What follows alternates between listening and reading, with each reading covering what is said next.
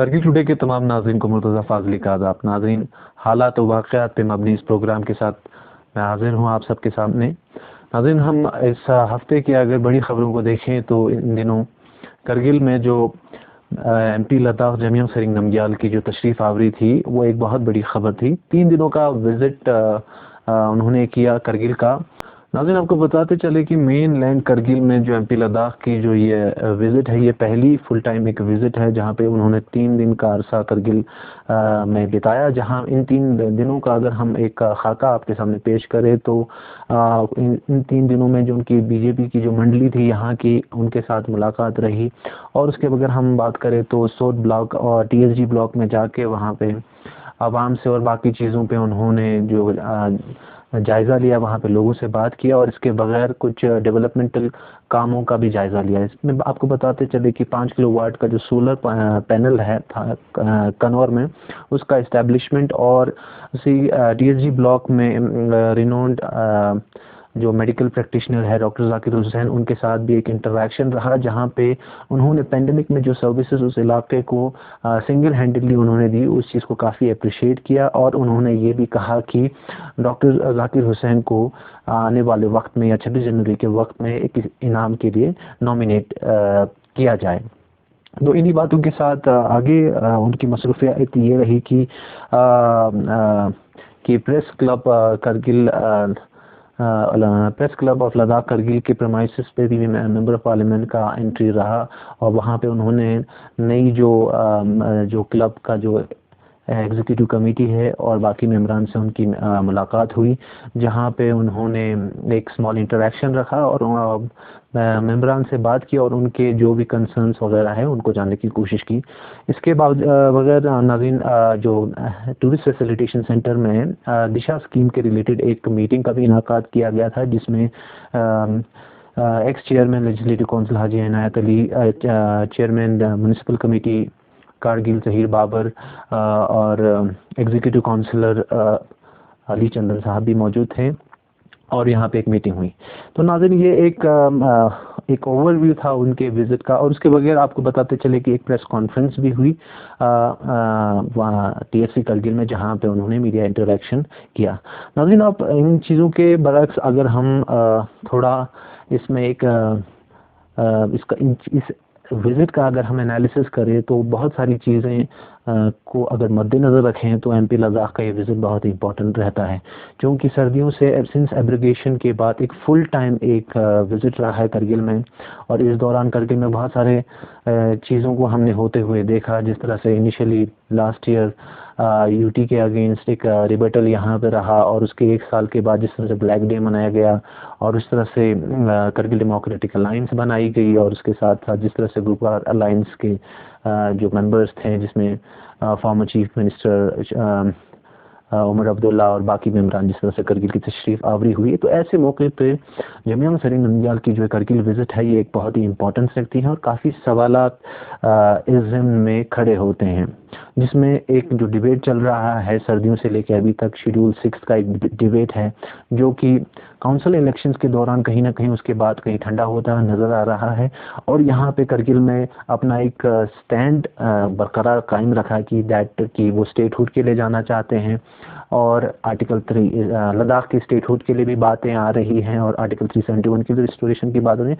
और जिस तरह से करगिल डेमोक्रेटिक अलायंस और गुप्कार अलायंस का जो एक बीच में संगम हुआ, ये सारी एक इम्पॉर्टेंट डेवलपमेंट्स रही हैं और ऐसे मौके पे जमीयत सरिंग नमग्याल का आना एक बहुत ही इम्पॉर्टेंट इवेंट है। तो नाज़रीन, इसी पर्सपेक्टिव में हम सीधे ग्राउंड पे जाएंगे, जहाँ पे हमारे एडिटर इन चीफ हुसैन आबियां खालू हमारे साथ जुड़े हुए हैं। उनसे MP लद्दाख की इस जो विज़िट है उसके बारे में चंद सवाल करेंगे और इस पूरे जो विज़िट को है वो अंडरस्टैंड करने की कोशिश करेंगे।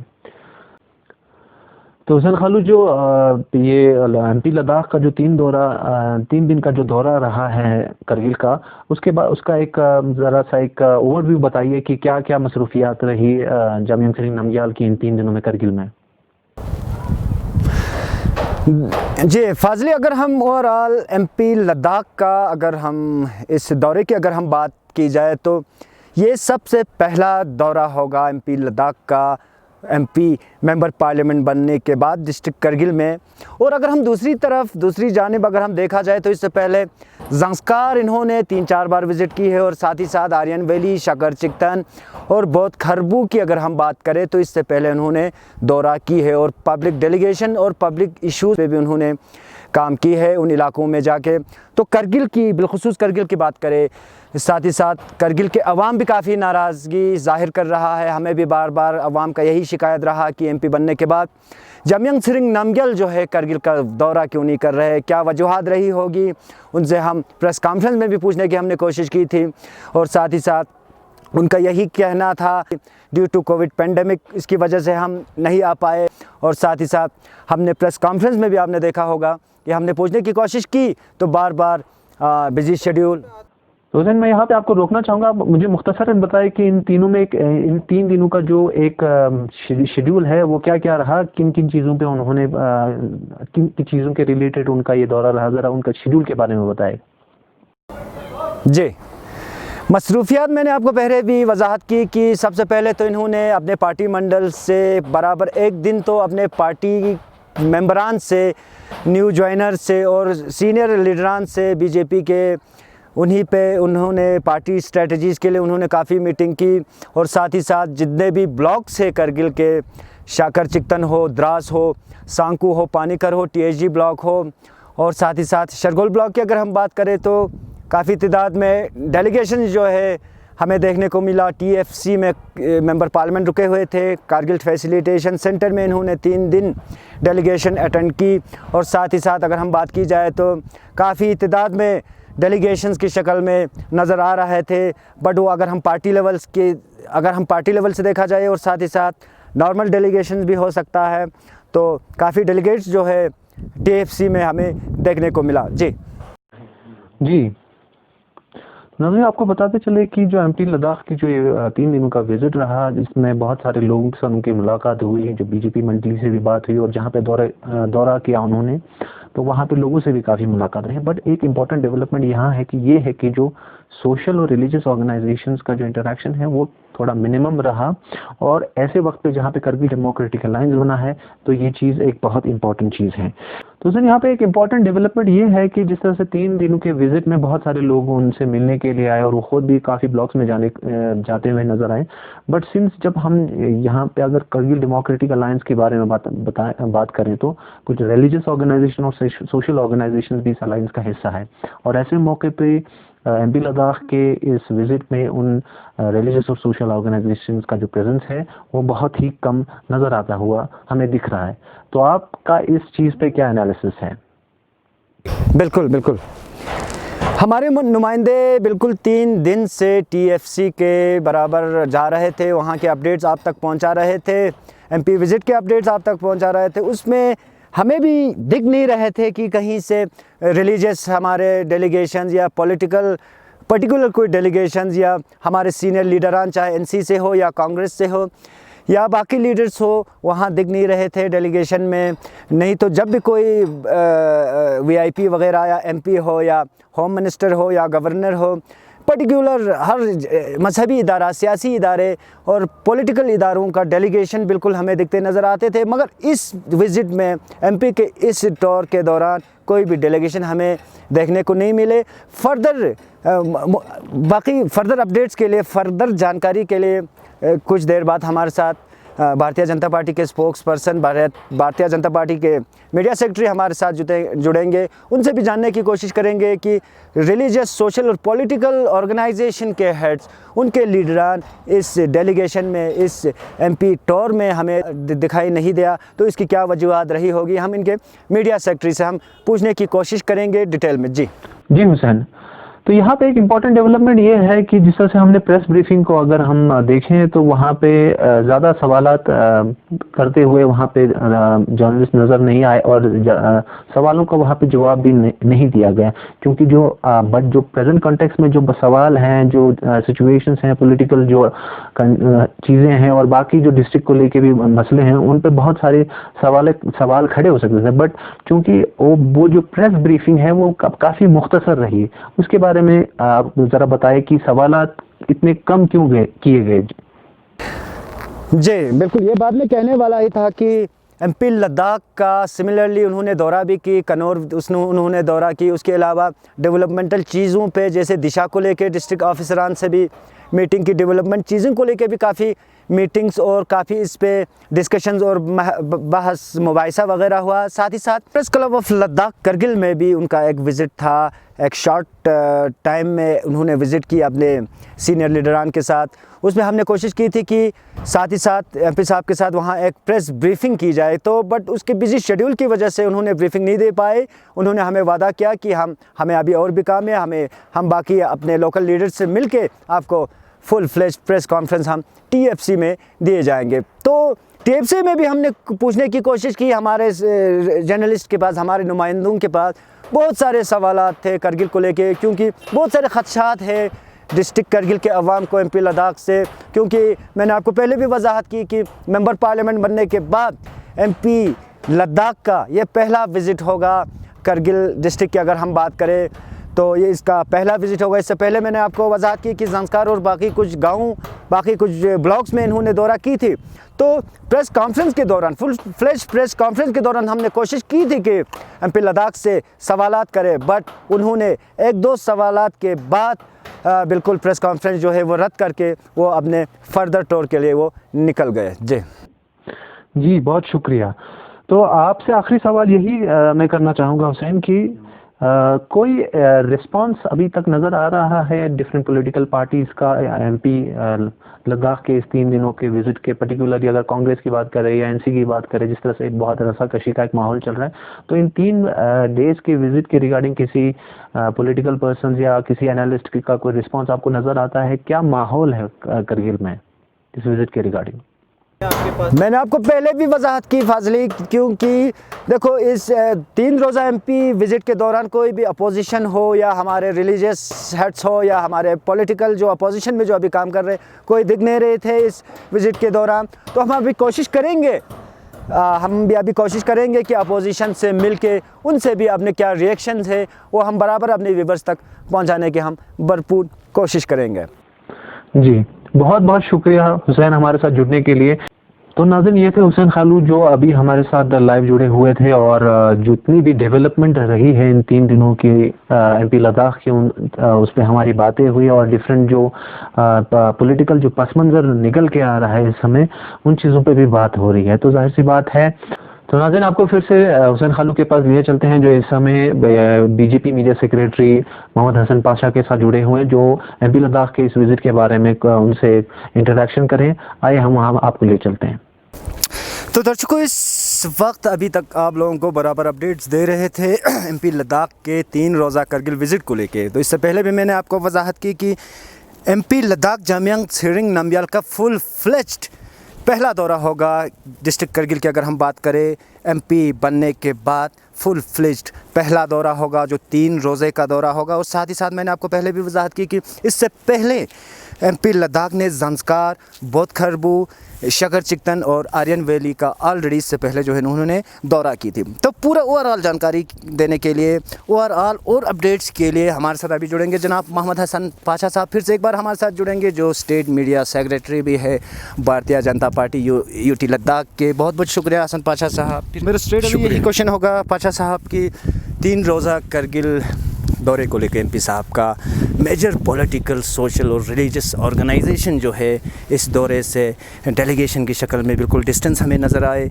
कोई भी सोशल रिलीजियस और मेजर सोशल रिलीजियस और पॉलिटिकल ऑर्गेनाइजेशन की अगर हम बात करें तो एमपी विज़िट से थोड़ा डिस्टेंस हमें देखने को मिले। इस पर आप as a state media secretary आप क्या बताओगे? देखिए, सबसे पहले मैं आपको ये वजाहत करना चाहता हूँ, भारतीय जनता पार्टी यूटी लद्दाख के हमारे अध्यक्ष जमयांग साहब का जो दौरा करगिल था 2-3 दिन के लिए, तो इसमें हमारा मेन विज़न था कि हमारे अपने पार्टी के वर्करों से इंटरेक्शन हो, साथ ही साथ में एडमिनिस्ट्रेशन के साथ भी ये एमपी साहब का जो है दिशा मीटिंग भी साथ में हो, डेवलपमेंटल इश्यूज़ के वगैरह।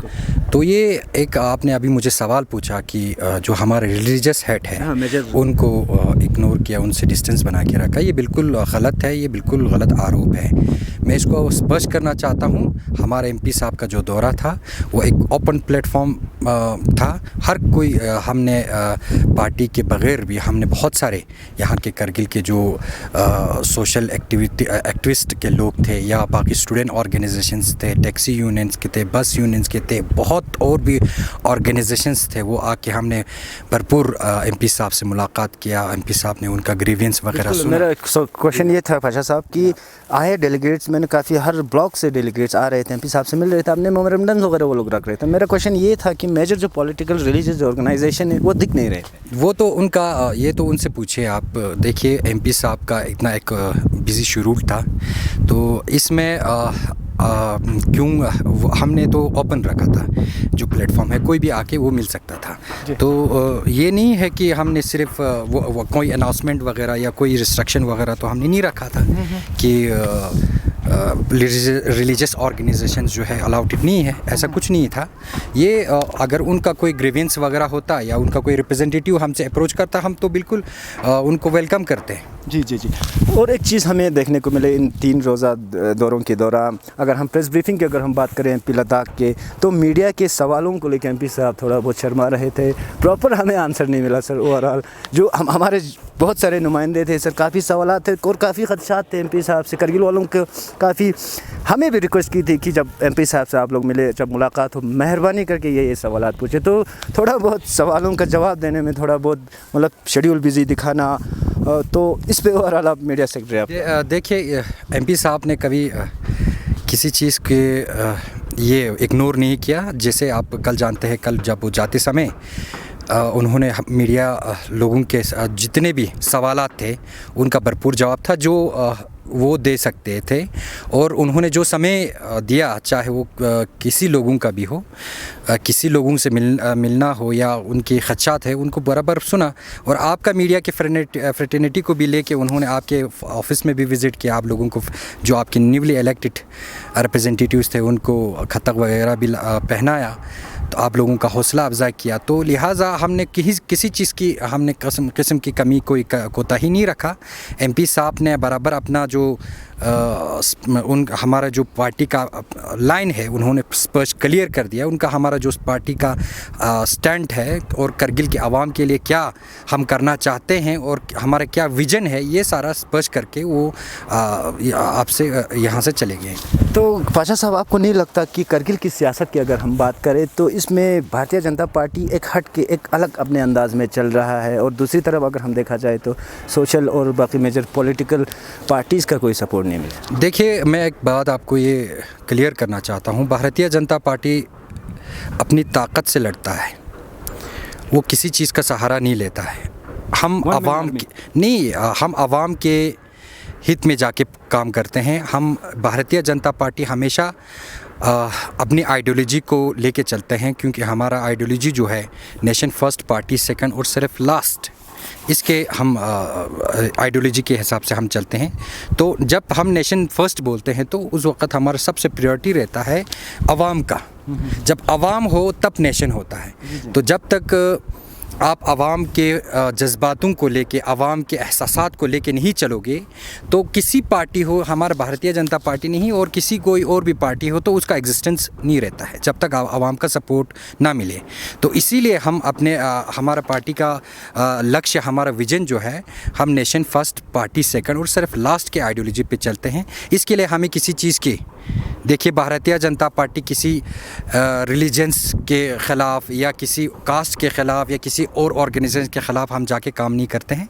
हमारा नरेंद्र मोदी जी का नारा है और उसी नारा पे हम ऑनरेबल प्राइम मिनिस्टर जी के लीडरशिप में हमारे पूरा देश जिस तरीके की तरक्की के राह पे चल रहा है, उसी तरह हम उनके जो नारा उन्होंने लगाया है, सबका साथ, सबका विकास और सबका विश्वास, हम लोगों का विश्वास जिताने के लिए आज हम काम कर रहे हैं। तो इसमें हमें किसी लोगों की, किसी किस्म की ऑर्गेनाइजेशंस की या किसी रिलीजियस ऑर्गेनाइजेशन की हमें ज़रूरत नहीं है। है, ना उनका हम कदर करते हैं, उनका हम रिस्पेक्ट करते हैं। उनके जो इश्यूज़ है, जो ग्रेवियंस वगैरह है, हम उनका बिल्कुल रिस्पेक्ट करते हैं, उनको हम सुनते हैं।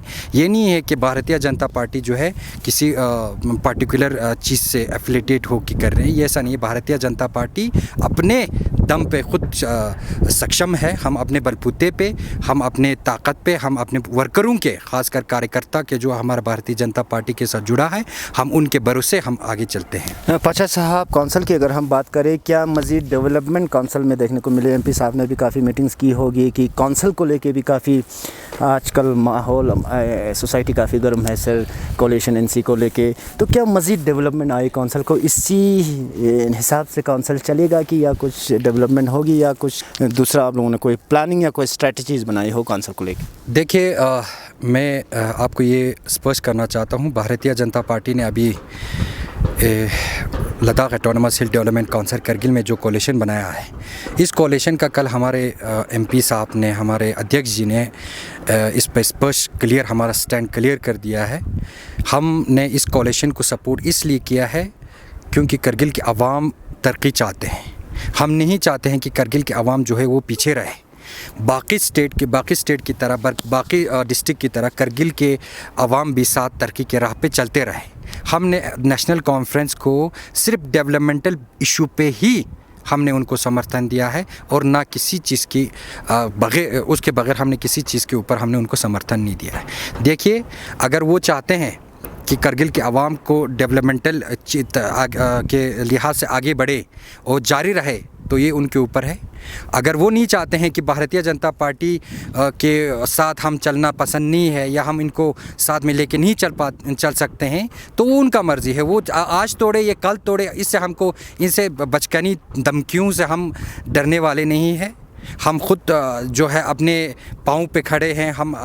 हमें किसी चीज़ की वो नहीं है कि आप हमारे ऊपर धूप लगा के बोलेंगे कि हमारे वजह से इनका ये है।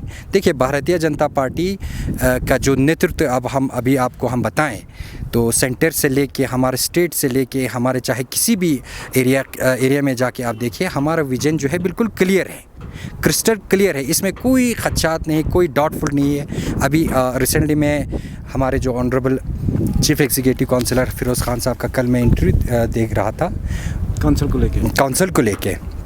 वो आपकी किसी चैनल को इंटरव्यू दे रहा था। उसमें वो बोल रहे थे कि हम उनके जो प्रेसिडेंट के बारे में कि आइडियोलॉजी के बेसिस पे वो खुद फिरोज़ अहमद ख़ान साहब जो है खुद अपने प्रेसिडेंट की वो क्रिटिक कर रहे हैं।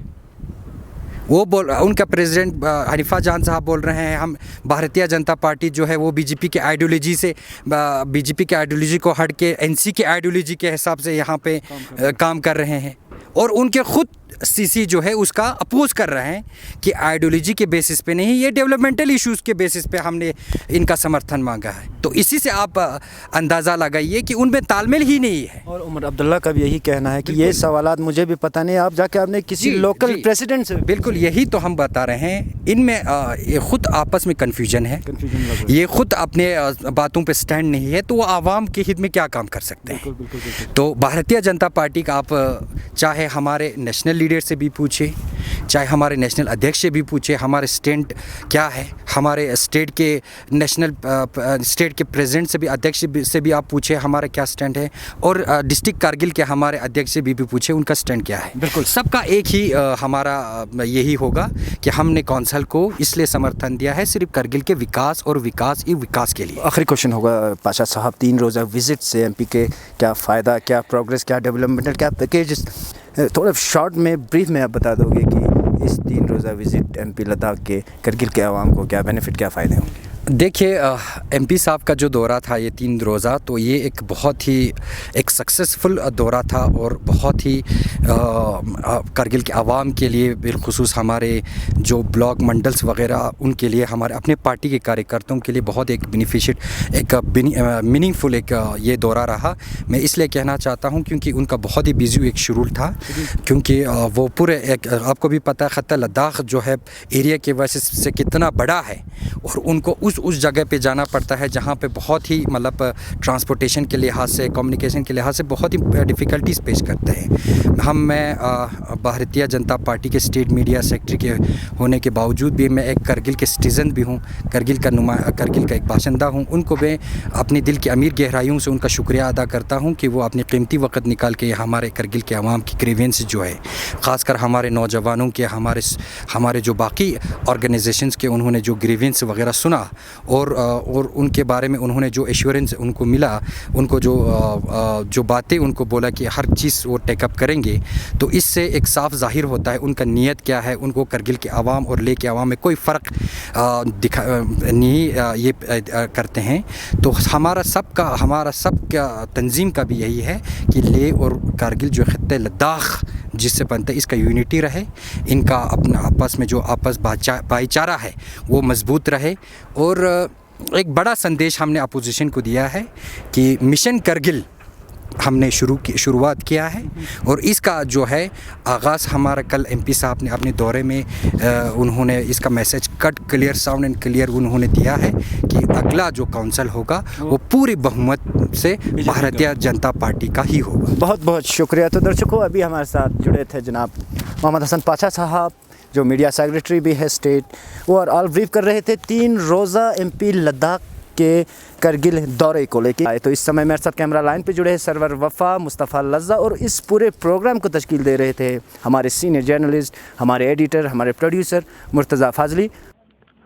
तो नाज़रीन, जैसा से आपने देखा कि ग्राउंड ज़ीरो पे हुसैन खालू ने भी जो ग्राउंड रियलिटी है इन 3 दिनों की उसके बारे में बात की, और हसन पाशा से भी एक इंटरेक्शन रहा। और उसके बाद जिस तरह से जो प्रेस ब्रीफिंग में जमयांग सेरिंग नामग्याल ने मुख्तलिफ़ चीज़ों पे बात की, जिसमें प्योर अगर हम बात करें कि 370 रिवाइव नहीं होगा, उन्होंने ऐसी बातें की। और जो अभी काउंसिल में जो क्लैश चल रहा है बीजेपी और एनसी का, उस चीज़ पे को लेके बातें हुई। तो उस प्रेस ब्रीफिंग के कुछ क्लिप्स आपको दिखाते हैं। दूसरा जो आपने सवाल पूछा करगिल के जो कॉलिशन को लेके, मैं एक चीज़ साफ कहना चाहूँगा, करगिल के अवाम जानते हैं नेशनल कॉन्फ्रेंस के गठबंधन किसके साथ हुआ था, पीडीपी के साथ हुआ था। उसके बाद पीडीपी जो बीजेपी में मार्च हुआ था, बीजेपी ने एज ऑफिशियल कोई बैठ के हमने ये बात चर्चा नहीं किया। मैं नेशनल कॉन्फ्रेंस के जो डिस्ट्रिक्ट यूनिट के प्रेसिडेंट के जो स्टेटमेंट को कंडेम करना चाहूँगा, क्योंकि उन्होंने ये कहा कि नेशनल कॉन्फ्रेंस के आइडियोलॉजी पे बीजेपी चलते हैं। चल ही नहीं सकते हैं, ये बिल्कुल नामुमकिन है। नेशनल कॉन्फ्रेंस का अपना एक आइडियोलॉजी रहते हैं, भारतीय जनता पार्टी का अपना एक आइडियोलॉजी है। हमने आइडियोलॉजी के बेसिस पे हमने सरकार नहीं चला है। कारगिल के विकास के लिए हमने सोचा, पीडीपी जब बीजेपी में मार्च हुआ, अगर कारगिल के विकास के लिए, कारगिल के लोगों की हित के लिए अगर हम इस काउंसिल को आगे तक चलाने की कोशिश करें तो ये कारगिल की मुफ्त के लिए होगा। अदरवाइज कारगिल की काउंसिल की हिस्ट्री आप सबको पता है। इससे पहले जितना भी कारगिल में काउंसिलर रहा, एक भी काउंसिल का टेन्योर मेरे ख्याल से कंप्लीट नहीं हुआ। कभी कोर्ट में गया, कभी उसने तोड़ा, कभी इसने तोड़ा। हमने सोचा लोगों के साथ धोखा नहीं होना चाहिए। एक डेमोक्रेटिक इंस्टीट्यूशन लोगों ने जिस तरह चुना वो 5 साल चलना चाहिए। उसमें अगर हमारे मदद से लोगों को ये हासिल हो रहा है तो उसमें उसको मदद करने के लिए हमने कोई वो गलत नहीं सोचा। अदर देन हमने कोई आइडियोलॉजी को कंप्रोमाइज़ करके नहीं बैठा है, और हम गुपकर गैंग के सख्त खिलाफ है, ये मैं सब शब्दों में कहना चाहूँगा। क्योंकि मैं यहाँ से करगिल के आवाम को भी मैसेज देना चाहूँगा।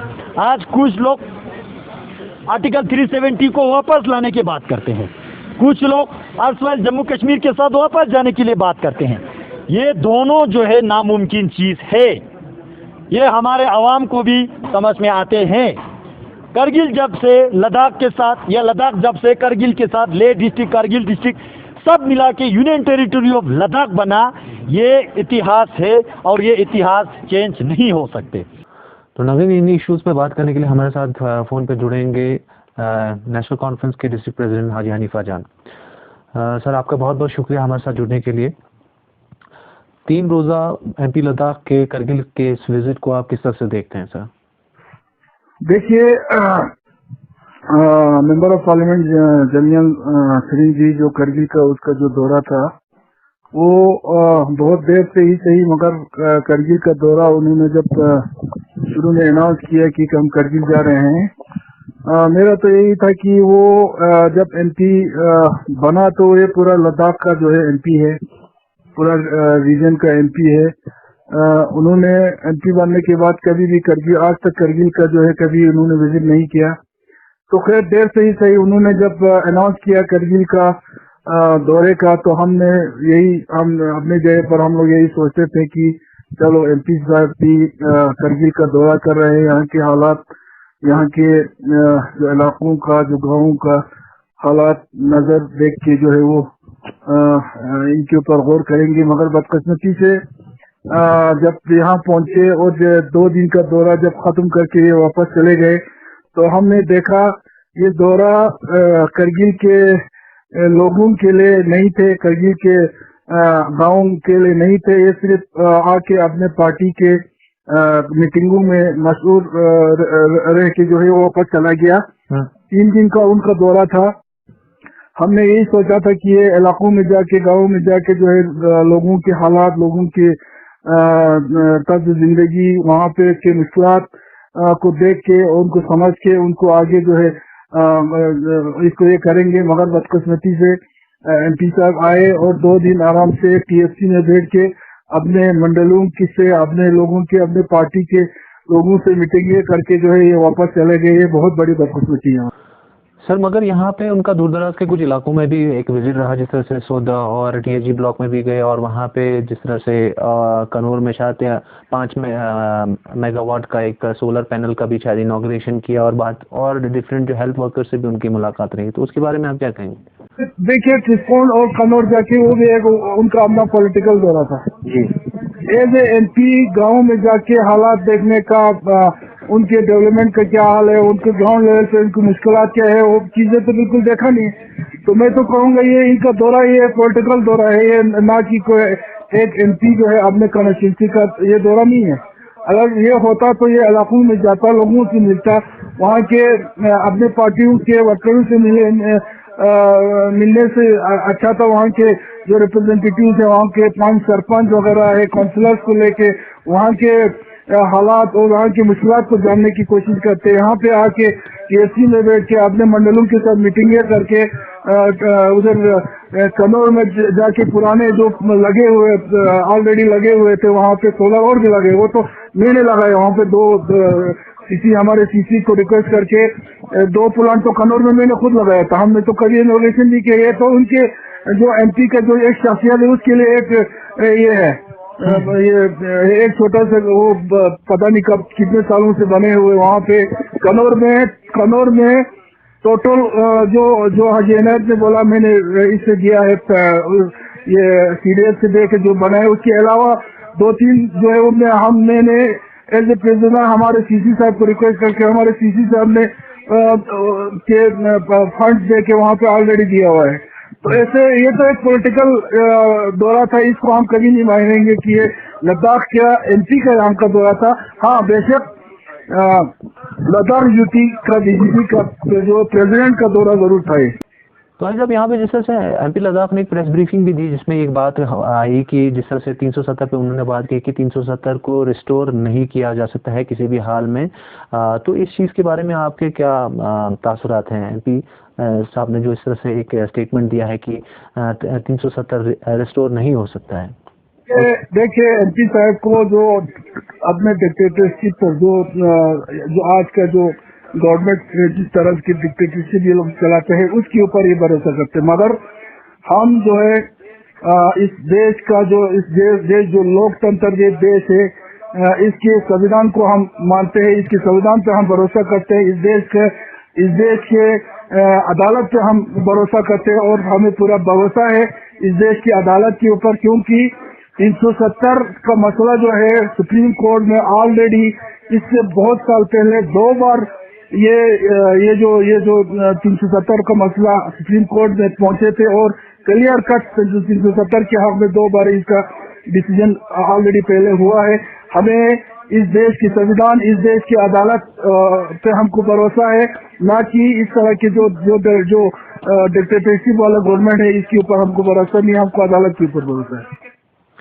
भाई साहब, जिस तरह से हिल काउंसिल में जो रसाकशी चल रही है बीजेपी बनाम में जो नेशनल कॉन्फ्रेंस, और इसके बारे में आपने भी मीडिया से इंटरेक्शन किया है, सीसी साहब ने भी इंटरेक्शन किया है और एमपी साहब का भी एक रिस्पांस आया है, तो इस चीज़ के बारे में आप बताएं कि जो ये एक टसल चल रहा है जो अभी प्रेजेंट कंटेक्स्ट में, जो कि इससे पहले सर्दियों से पहले हमें नहीं दिख रहा था, तो इस टाइम पे जो आप लोगों का एक कॉन्फ्लिक्ट हो रहा है काउंसिल में बीजेपी और एनसी का, और उसके बगैर भी एमपी साहब जैसे कि प्रेस ब्रीफिंग में कहा है कि इस तरह से हिल काउंसिल करगिल की एक अपनी हिस्ट्री रही है, काफ़ी एक स्टेबल सरकारें यहाँ पे नहीं रही है, कभी कभार कोर्ट पे भी गए हैं, तो कोर्ट में भी गए हैं, तो एक स्टेबल काउंसिल आज तक नहीं रहा है, और उन्होंने कहा कि जो अलायंस जो रहा है वो डेवलपमेंट पे बेस्ड है। तो इन सारी चीज़ों को किस तरह से देखते हैं जो अभी एक टसल चल रहा है आपके और बीजेपी के बीच में? देखिए, करगिल का काउंसिल का हिस्ट्री के बारे में एमपी साहब को कहने की जरूरत नहीं है। ये हमारे हिस्ट्री, हमारे सकाफत, हमारे कल्चर क्या है वो हम अच्छी तरह जानते हैं। बाकी रहा काउंसिल के बारे में, हमने बार बार हम मीडिया पे अपना ये देते आए हैं। कल हमारे सीसी साहब ने जो मीडिया पे जो अपना ये दिया है, बिल्कुल सही बात है। हमने देखिए, नेशनल कॉन्फ्रेंस जो है, चाहे काउंसिल जो है नेशनल कॉन्फ्रेंस का है, वो तो सबको पता है जी। और नेशनल कॉन्फ्रेंस जो है वो बिल्कुल डॉक्टर फारूक अब्दुल्ला साहब हमारे कायद है, उनके जो भी आइडियोलॉजी है, जो भी एजेंडाज है, उनके साथ हमारा जो करगिल यूनिट है हम उनके साथ है, बल्कि हम गुप्कार डेक्लेरेशन वाले उनको भी हम सपोर्ट करते हैं। तो आज तक बीजेपी का जो करगिल यूनिट खासकर जो काउंसिल में बैठे हैं, मैंने क्लियर बोला था कि बीजेपी के दो ग्रुप है। एक तो हो गया पुराने बीजेपी है, दूसरा वो बीजेपी जो पीडीपी से गए हैं, उनका पार्टी में वो जरूर गए हैं, मगर उनकी सोच जो है वो उस तरह के जो है सोच नहीं है। खैर, अभी जो हमने करगिल डेमोक्रेटिक अलायंस जब से बना है तब से इनको थोड़ा ये हो गया है। तो किसी साहब का बात सही है, अगर हमारा ये आइडियोलॉजी और इसका ये इनको नहीं लगता है तो ये लोग चले जाएं, हमको जरूरी नहीं है कि इनके साथ लड़ना। तो इसके बारे में मैं ज्यादा नहीं बोलूंगा, क्योंकि आज तक हमने बोलते आए हैं। मैं सिर्फ इतना ये जरूर बोलूंगा कि आने वाले कुछ दिनों में इंशाल्लाह इसका भी ये फैसला हो जाएगा। जी सर, तो आखिरी सवाल मेरा यही रहेगा कि जिस तरह से हमने सर्दियों से देखा कि एक शेड्यूल 6 पे एक डिबेट रहा, लेह में इस तरह से एक सारे पार्टीज की एक वो रही, शेड्यूल 6 का एक डिबेट रहा, फिर यहाँ से करगिल अपनी एक डेमोक्रेटिक अलायंस का भी एक अपना स्टांस रहा कि वो 370 को रिस्टोर करने के हक में है, और यहाँ से बहुत सारी गुप्कार अलायंस का भी यहाँ पे जो आना हुआ। तो इन सारी चीज़ों को आप किस तरह से देखते हैं? आपका ज़ाती तजज़िया क्या है जिस सियासी हालत से अभी लद्दाख जा रहा है, या जो कन्फ्यूजन ओवरऑल लद्दाख में जो प्रिवेल है? देखिए, हमारे जाती इसमें कोई हमारा नहीं है। करगिल पूरे अवाम का जो एक जज्बा है उसको लेके करगिल डेमोक्रेटिक अलायंस बना है, और करगिल डेमोक्रेटिक अलायंस में 2 पॉइंट एजेंडे को लेके हम आगे बढ़े हैं, और हमारा कंफ्यूजन बिल्कुल नहीं है। करगिल का क्लियर है कि हम जो है ये कि 5 अगस्त से पहले का जो पोजीशन था हम उसके रेस्टोरेशन के हक में है, और लद्दाख को अगर देना ही है तो फुल फ्लेज एक स्टेट हमें दे दिए, क्योंकि लद्दाख जो है सिर्फ करगिल और लेह पे मुश्तमिल नहीं है। अगर हम माजी में अगर हम देखें, अगर हम दावा करते हैं गिलगित बल्तिस्तान के ऊपर, तो हम बिल्कुल बाज़ाब्ता बल्तिस्तान जो है वो लद्दाख का हिस्सा है, और आज भी हम उसी को मान के चल रहे हैं, और फुल फ्लेज स्टेट भी हम उसी के उस देश से हमने गवर्नमेंट से हमने मांगा है कि ये बल्तिस्तान भी जो है हमारा हिस्सा है, और इनका भी हम इस स्टेट में हम रिजर्वेशन रख के जो है हमें फुल फ्लेज स्टेट चाहिए। जी सर, बहुत बहुत शुक्रिया आपका करगिल टुडे के साथ जुड़ने के लिए। तो नाज़रीन, ये थे हाजी हनीफा जान जो कि कह रहे थे कि इस तरह से कि जो रेस्टोरेशन ऑफ स्टेटहुड के लिए वो अभी भी अफर्म है और इस चीज़ के लिए लड़ेंगे। और यहाँ पे इसके पैराडॉक्स में अगर आप देखें कि तो एमपी लद्दाख ने जिससे ब्रीफ किया, जिस हिसाब से लद्दाख को फंड्स मिले हैं और जिस हिसाब से एडमिनिस्ट्रेटिव जो पावर्स मिले हैं, वो आज तक उनका ये कहना था कि आज तक ऐसा नहीं हुआ। तो यहाँ पे एक रसाकशी, एक नज़रियाती एक डिफरेंस दिखने को मिल रहा है एमपी लद्दाख और जिस तरह से, और हाजी हनीफा जान ने जिस तरह से इन चीज़ों के बारे में बताया। और जाहिर सी बात है जो करगिल डेमोक्रेटिक अलायंस का भी एक पोजीशन रहा है इन दिनों कि वो रेस्टोरेशन ऑफ स्टेटहुड के लिए और आर्टिकल 370 के लिए लड़ेंगे। और इस दौरान अगर एक बात ये भी आ रही थी कि लद्दाख को अगर स्टेटहुड के लिए भी अगर फाइट करने का एक वो हो तो वो भी एक ऑप्शन रह सकता है। तो नाज़रीन, इस तरह से जिस तरह से आपने देखा कि एक 3 दिनों का समअप का एक बहुत ही एक एनालिसिस में अगर जाएंगे तो एक 3 दिनों का विजिट रहा है। बट जिस तरह से इसका रिस्पांस रहा है एक सोशल लेवल पे, रिलीजियस लेवल पे एक खामोशी नज़र आ रही है। वो कुछ चीज़ों को इन चीज़ों से आया हो रहा है कि कहीं ना कहीं कुछ चीज़ों पे यहाँ पे एक टसल है। और ये टसल पर्टिकुलरली रिलेटेड है यूटी लद्दाख के रिलेटेड, क्योंकि लेह में एक शेड्यूल 6 के लिए काफ़ी एक यूनानिमस तरीके से वो एक एग्रीमेंट बन गया है। और करगिल अभी भी इन चीज़ों पे अफर्म रहा है कि हमें रेस्टोरेशन ऑफ स्टेटहुड है। तो इस चीज़ का जो इम्पैक्ट है वो कहीं ना कहीं MP लद्दाख के इस विजिट से भी हमें दिखने को मिलता है। जिस तरह से हाजी हनीफा जान ने बात की तो कहीं ना कहीं जो ये यूटी लद्दाख की गुत्थी है ये कहीं ना कहीं इस जो दौरा MP लद्दाख है इसका असर कहीं ना कहीं इनमें दिखने को मिलता है। और जाहिर सी बात है जिस तरह से हमने इसीलिए ही जो स्पेशल इंटरव्यू किया गया था मोहम्मद हसन पाशा के साथ, इन्हीं चीज़ों के लिए किया गया। तो बहुत सारे सवालात इस टाइम पे नज़र आ रहे थे जिन सवालात का जवाब MP लद्दाख से हमें नहीं मिला। तो इन्हीं चीज़ों के साथ एक ब्रॉडर पर्सपेक्टिव आप तक लाने की ज़रूरत है कि यहाँ पे MP लद्दाख के विजिट के साथ डेवलपमेंटल चीज़ों के बारे में बात हो रही है।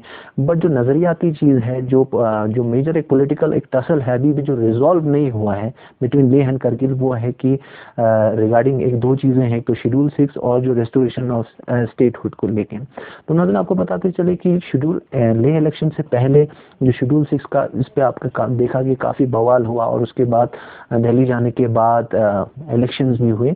अब आगे ये देखना होगा कि शेड्यूल 6 का जो ये मूवमेंट है ये किस तरह से कैरी करता है। और करगिल में जो करगिल डेमोक्रेटिक अलायंस और जिस तरह से उनका कोऑर्डिनेशन रहा है गुपकार अलायंस के साथ, वो इन चीज़ों को किस तरह से देखते हैं। और साथ ही साथ अभी कितना वक्त लगेगा जुडिशल वे में कि जो जिस तरह से सुप्रीम कोर्ट में जो 370 का जो मसला है, तो ये सारी चीज़ें जुड़ी हुई हैं। तो नाज़रीन इन्हीं बातों के साथ आपसे इजाज़त लेना चाहूँगा। तो आपको बताते चलूँ कि इस पूरी प्रोग्राम की नश्र इशाअत में हमें कैमरा लाइन पे सरवर वफ़ा और मोहम्मद सकलैन का एक बहुत ही कलीदी हेल्प रहा। तो नाज़रीन इन्हीं बातों के साथ मैं मुर्तज़ा फ़ाज़ली आप सबसे इजाज़त चाहूँगा। हम उम्मीद है कि आने वाले वक्त में भी ऐसे एनालिसिस, इन्वेस्टिगेटिव प्रोग्राम, एनालिसिस और फीचर्स जो हैं आप तक पहुँचाते रहेंगे। आप हमारे जितने भी सोशल मीडिया हैंडल्स हैं, इंस्टाग्राम, यूट्यूब, फेसबुक, वहाँ पे जाके हमें सब्सक्राइब कर सकते हैं। तो इन्हीं बातों के साथ मुर्तज़ा फ़ाज़ली को दीजिए इजाज़त और देखते रहिए कारगिल टुडे, करगिल की आवाज़, करगिल की पसंद। For more updates, subscribe to our channel Kargil Today. Click the show links and enjoy watching the videos. Like us on Facebook and follow us on Instagram. Keep watching Kargil Today. Keep enjoying Kargil Today, the only voice of Kargil Ladakh.